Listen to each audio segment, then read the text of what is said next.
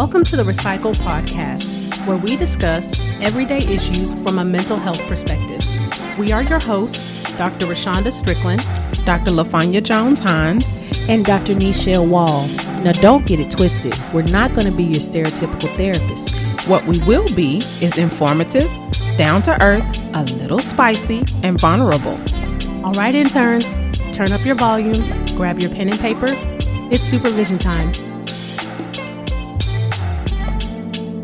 As a reminder, this podcast is not meant to take the place of a relationship with a licensed mental health professional.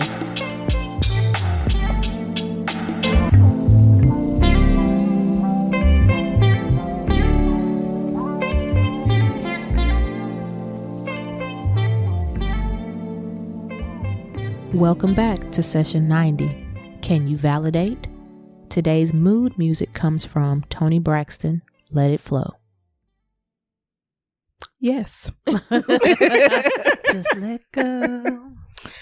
Y'all, that used to be my jam. Let it flow. Gonna work out right, you know. We love you, Toni. Mm-hmm. Okay, so this topic today is going to be about staying stuck in your pain. Ooh, man. Ooh, that's a tough one. I will say, this is a gut puncher right here. Yeah, this is going to be a gut puncher. So y'all just get ready. Get your pen, your paper, and your tissue. Okay? Yeah, because we're going to challenge you. So we want to first start out with, a couple of definitions just so that we understand the direction we're coming from. So first we want to define what we're talking about when it comes to pain. So pain is going to be one of two things. It's either going to be an unpleasant physical sensation. It could be, from something being mildly itchy to a complete arm break. Your arm is hurting. Mm-hmm. And within that, you're going to have your nociception, which is going to be your physiological pain. That's your, neurons and nervous system firing, and it's triggering you that you have some type of injury. Now, the other part, which we're probably going to dive way deeper on, because that's what we do here, is the unpleasant, raw emotional experience. Pain is an actual emotion that's wrapped up in other emotions as well. Pain can also be an indication that something is happening. Mm-hmm. It's also a warning that you need to change something. Yep. The other definition that we want to make sure that you guys have is suffering. So suffering is not an emotion, although we treat it as such, but suffering is actually a state of mind that encompasses you. It wraps you up like a big old blanket, little burrito. It's an experience. Yes. And it is made of your negative emotions, your thoughts, beliefs, and the quality of your conscious self. Mm-hmm. Okay. So based on your definition, I do have a question. Okay. Why do you think people get stuck in their past and hold on to their pain? So my off the dome, and I definitely think there are other more nuanced things here as well. Comfort. Some people find a comfort in their pain and holding on to that because they know it, they understand it, and it's mine. Mm-hmm. So I don't want to let it go. It sometimes begins to define the person. So no, I'm gonna keep reminding the people around me about this thing I experienced, or stay in this headspace. Mm-hmm.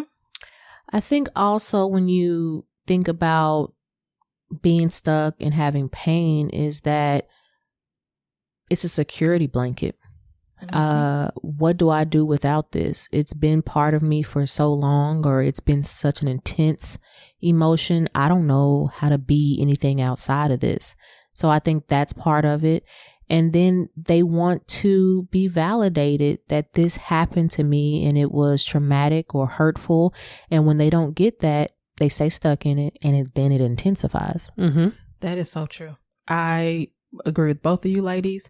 And then I would just add, they don't know how to get rid of it. Mm-hmm. Oh, yeah. Emotional pain is abstract.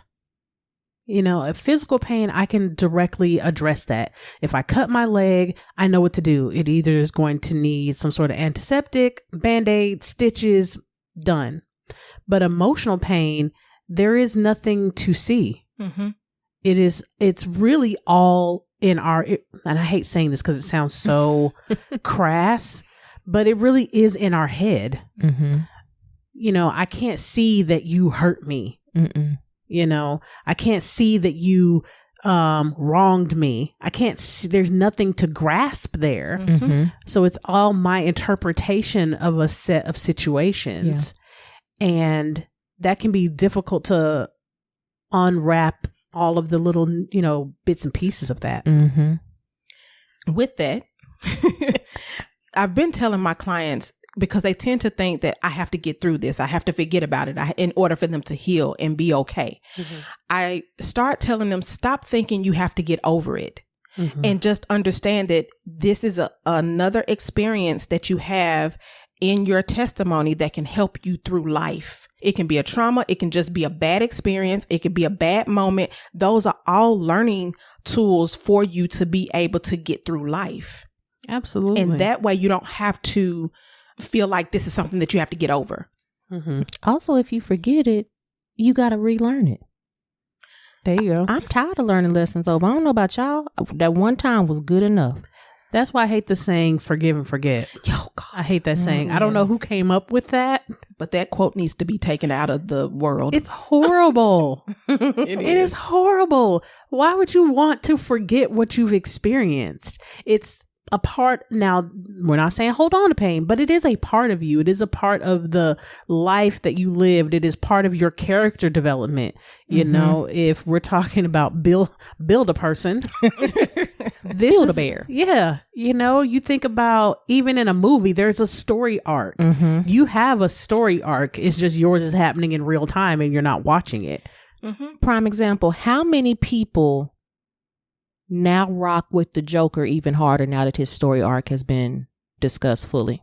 I'd say probably a lot more people. Yeah, you He's can just not some menace that's just out here. Right. You understand how this individual got to be the Joker. It wasn't because he was born evil, right? Mm-hmm. It's because some stuff happened. He learned. Like Acrimony from the MMB that we talked about. Mm-hmm. She had a set of experiences that led her to behaving the way that she did. And the difficulty and ultimately her death. But the difficulty of moving on and moving through, not just get over it. He's, moving through that pain, moving through that disbelief. Mm-hmm. Because sometimes there's a set of disbelief that comes with pain. Like, I cannot believe this person did this to me. The audacity for me. There you go. And you have to remember that your emotions are connected to the pain. Your emotions are connected to flashbacks. So when you have those flashbacks, you're going to automatically have that emotion. Or when you have that emotion, you're going to automatically have the flashback. But that doesn't mean, one, that you haven't healed. It doesn't mean that you haven't gone through it. And it doesn't mean that you're still in the throes of it. Right. This is why in past sessions where we've made the comment talking about a specific individual who hurt you, that's what that's connected to. There is a correlation in your behaviors and your emotions of the experience. And if you don't heal it, it just be traveling with you everywhere you go. And you just, perpetuating all of that stuff that you've experienced onto the environment and the people that you're around. Mm-hmm. When I used to run group for adolescents, I used to do this activity where I would bring a bunch of weights from home, like plates.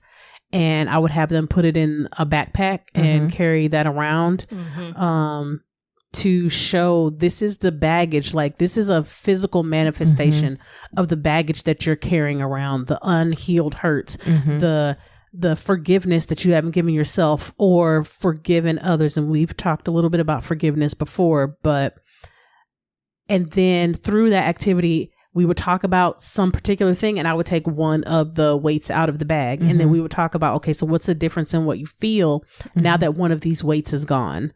And just keep doing that until eventually the backpack was empty.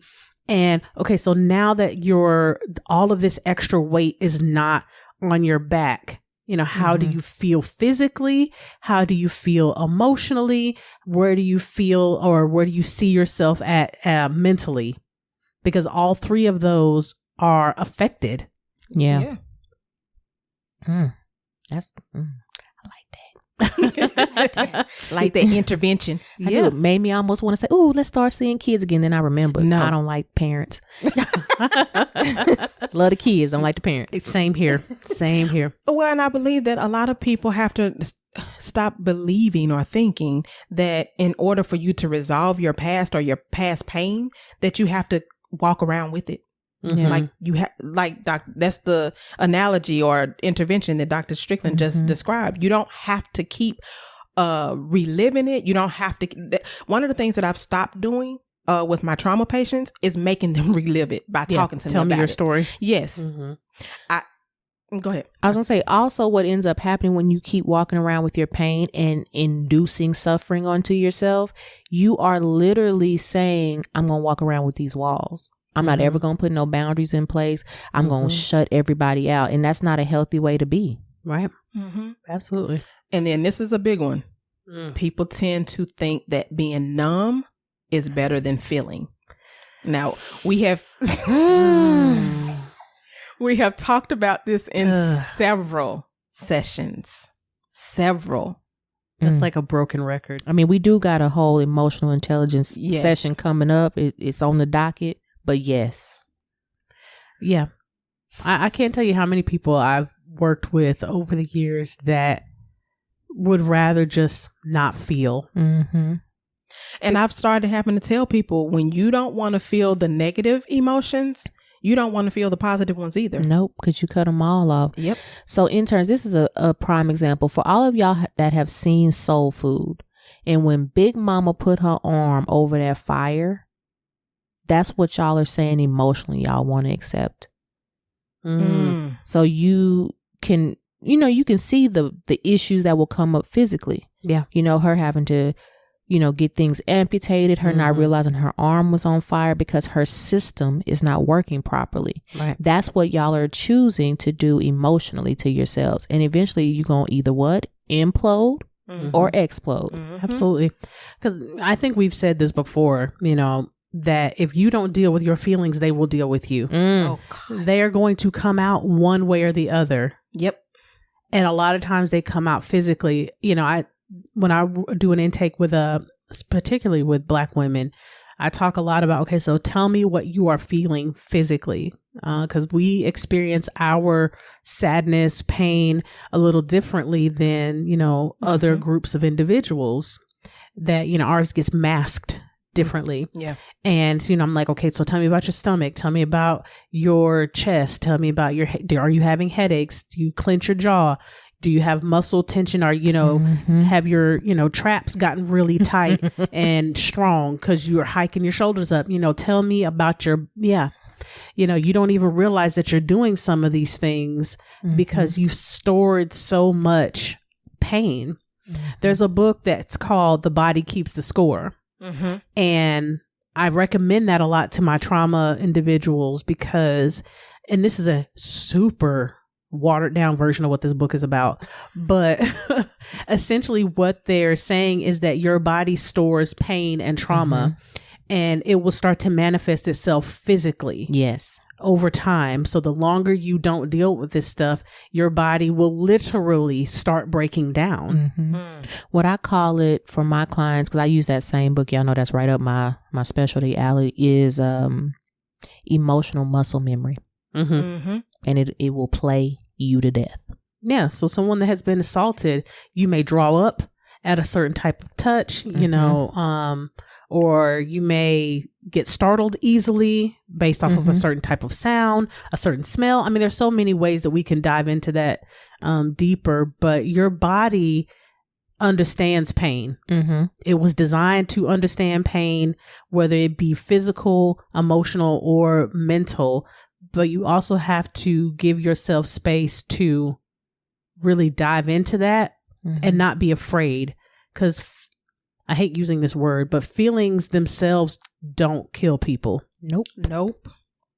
It's your actions behind the feelings that lead to whether you have a real death or a figurative death.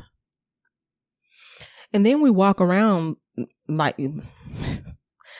looking like and trying to pretend like we're perfect. We're okay. We don't have anything going on. Mm-mm. Life is just peachy perfect. And that's hard to do that. Like that's a fight for you to have that mask on in front of everybody. But inside, you're internally going through hell and high water. Mm-hmm. I honestly believe that strong is misnomered and it's actually stoicism. I can't stand that word. I literally just had one of my clients 2 weeks ago. I said, I want you to go research stoicism and like, let's start working on practicing that. Because it kind of goes with the non-attachment session that we talked about before, or radical self-acceptance kind of thing. Mm-hmm. I have my especially my women of color to look up resilience.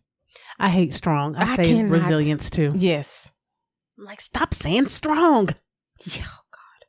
They're like, why? And they catch on too, because they'll be like, oh, I know you don't like strong. Yes, they do. Then stop using it. I know you don't. I know, Dr. Strickland, I know you don't like using strong. I sure don't. But I can't find a better. I told you, resilience. I always be like, what does that mean? They be mad at me. I done stopped. What does that mean?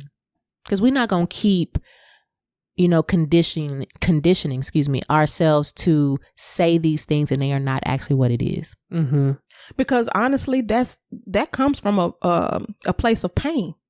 Yeah. That strong black woman trope. Oh, absolutely. Come on, trope tripping one. Oh, yes. Thank you. Throw back to the OG days of the podcast. Yes. Absolutely. And we continuously put this on ourselves. And I do think it is getting better. I will say that young women are really trying to do some of that inner work and are less afraid to go to therapy and dive in. Yes. I really see the tide shifting here, but we do have a ways to go.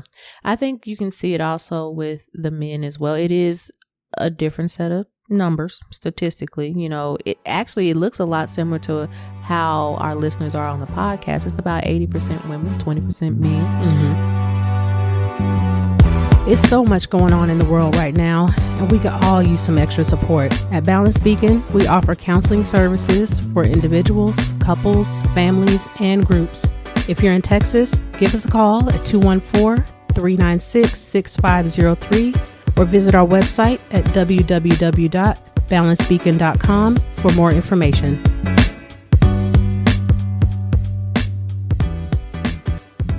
So I think what you have to take away from this journey is that you do have to realize that your pain did not evolve to be validated.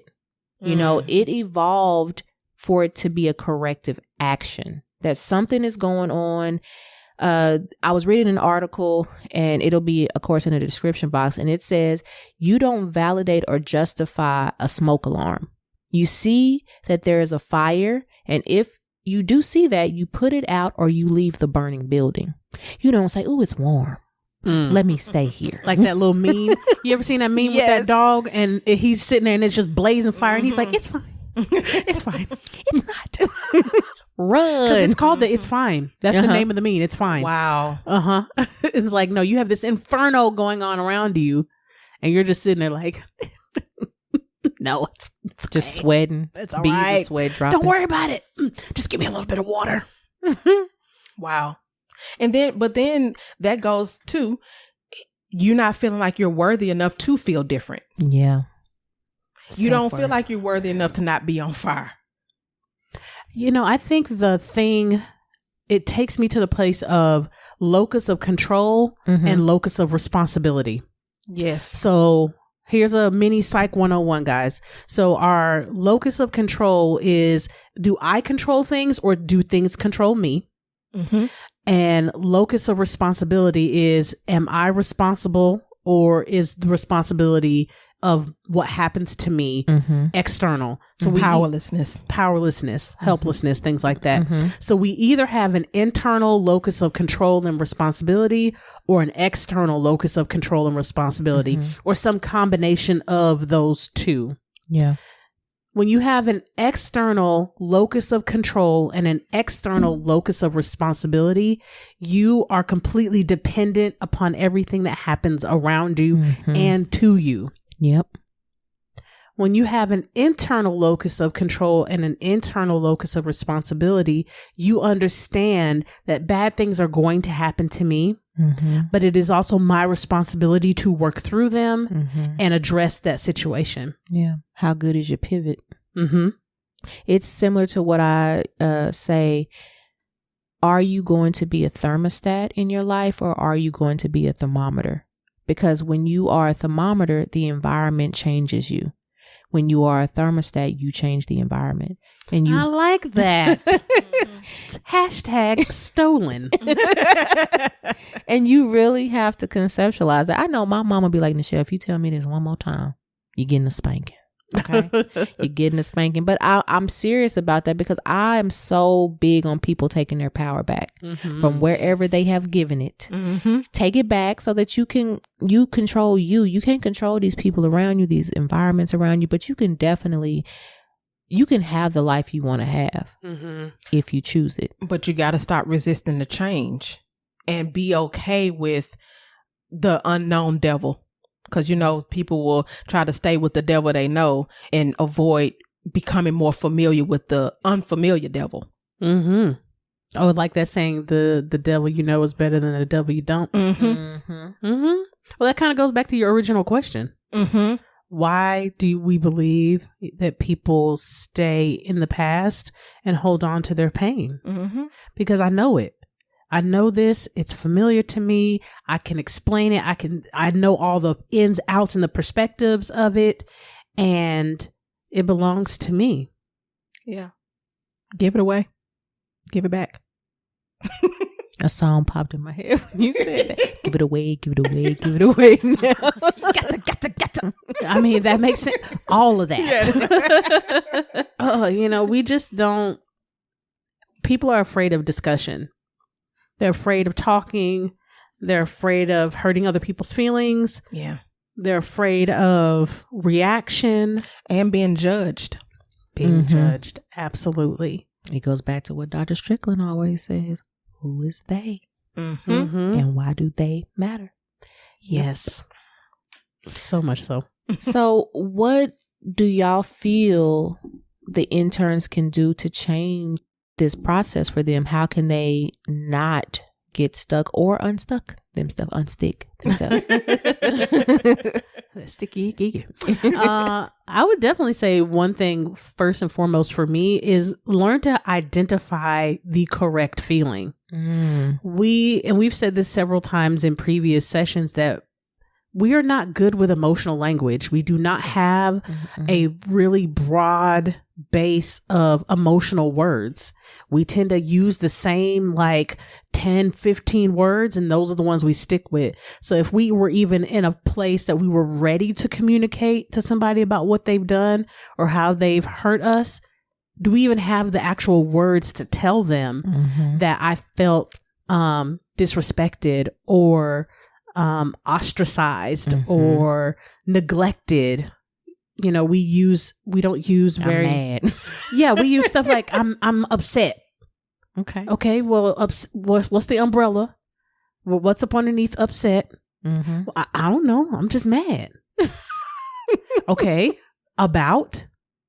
Which is why I have my emotion sheet on a clipboard in my office. Because the first thing I do is I ask my clients, how are you feeling? They know they cannot tell me good, okay, or fine. They then, when they try to, I look at them and they, oh, my bad. Okay, let me get the clipboard.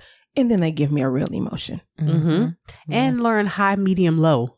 Yes. There's high, medium, low to all feelings. You have umbrella categories. Anger is probably the easiest one to come off the dome with. So you have the anger category, but frustrated is not the same as livid. Those are two totally different experiences, same type of feeling. Or enraged. The same way that content is not the same as bliss. Yes.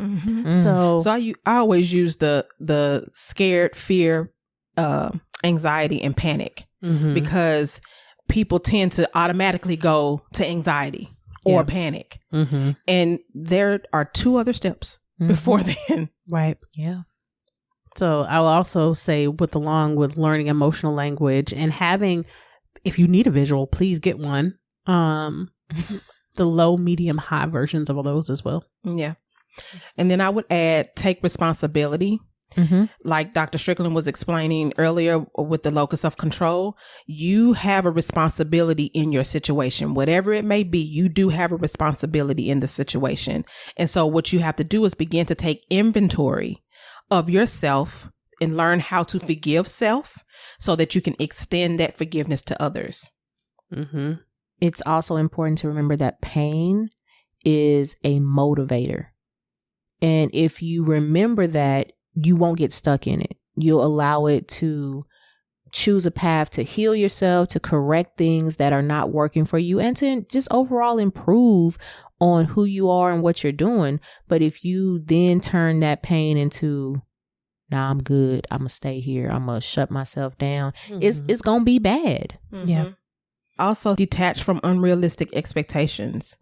If you have a tendency toward like perfectionism or imposter syndrome or a fear of failure, you may want to think of how this is getting in your way. Look at also the people in your life and how they have taught you how to experience emotions. Because we learn how to deal with stuff first by observing other people. Yeah. So what did whomever you were raised by, what did I see from them? Did they bottle? Did they what did they do? And how did I take on some of that as my method of dealing? And recognize if whether or not it's healthy or unhealthy. Yeah. Evaluate that to see if that's what you subscribe to, because a lot of things that we do it because we learned it and it's normal to us. So we don't know another way to do it. I agree. Choose self-love. Choose healing. And create a vision. Choose yourself. Worry about yourself. What should Mind the business what that's should your I own. do? Worry about yourself. I will forever love that little meme. Child probably grown by now. We still talking about worry about yourself. Worry about yourself. So what do y'all feel, based off of, being therapists, the clinical side of it, what gets in the way of people staying there? Because I think that's something that we haven't really talked about. Like, once we get to a place where we're ready to heal, then what is the roadblocks that our clients or the people we know face in trying to heal from this stuff? Other people. One thing I always, at the beginning of any trauma work, is I say, once you start changing, the people in your life are going to start having a problem. They just I say, not everyone. I tell them not every single person is going to have a problem, but there are going to be some people in your life that are going to have a problem with you healing. Yeah. Because it forces them to now look at themselves, and they also have to deal with you differently, and they don't want to deal with you differently. So they're going to try to keep you being the same version that they are comfortable with. Yeah. I have a client right now, and this individual is doing so good. Like, our clients become like our babies. And so my client, I'm so proud of this individual. But one of the things that we have to work on right now is they feel so lonely because they've had to get rid of so many people that no longer were mutually beneficial. Yeah. The relationships were not reciprocal, and they were overextending themselves because they're just a good person. They're a giver. And I'm like, we don't do that here. If they are not pouring, you can't pour either. Right. You can hand them something, but you don't pour. Exactly. Yeah. It's hard for people to make changes and present those changes to other people or require people to see them different. A lot of times it's with family. And when you're going around family and you changed, it's like the the aunt that says, oh, you done gained weight. But then when you lose the weight, either one, don't nobody say nothing, or two, you think you better now because you can wear a size 6, like you don't win either way, sick? What's right? Going on with you? Yeah. Or if you gain weight, are you pregnant? Yeah. For women, you pregnant?